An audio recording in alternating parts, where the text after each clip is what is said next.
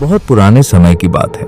एक सूखे और वीरान से गांव में माधव नाम का एक गरीब युवक रहता था। उसके माता पिता बहुत पहले गुजर चुके थे।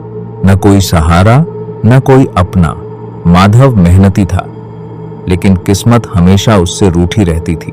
दिन भर खेतों में मजदूरी ढूंढता और कई बार खाली हाथ ही लौट आता। अक्सर ऐसा होता कि 3 दिन तक उसके चूल्हे में आग नहीं जलती। एक शाम भूखा प्यासा माधव गांव के बाहर पीपल के पेड़ के नीचे बैठा था।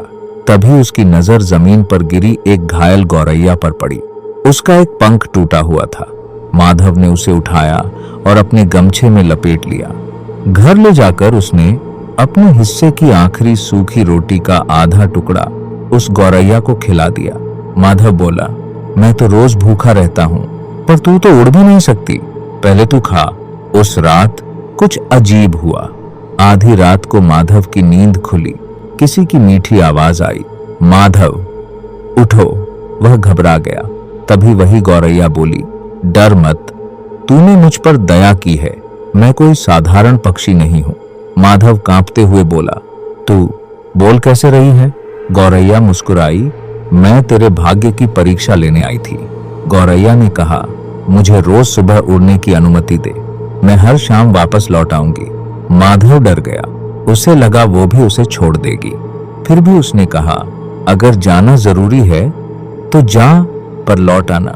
कुछ दिन ऐसे ही बीते। हर सुबह गौरैया उड़ जाती और शाम को लौट आती। एक दिन वह एक पुराना मिट्टी का सिक्का लाई, दूसरे दिन चांदी की अंगूठी, तीसरे दिन राजमहल का संदेश। राजा ने माधव को बुलाया। राजा बोला, जिसके पास ऐसी सच्ची साथी हो वह साधारण इंसान नहीं हो सकता। राजा ने माधव को महल में काम दिया, फिर सम्मान, फिर धन।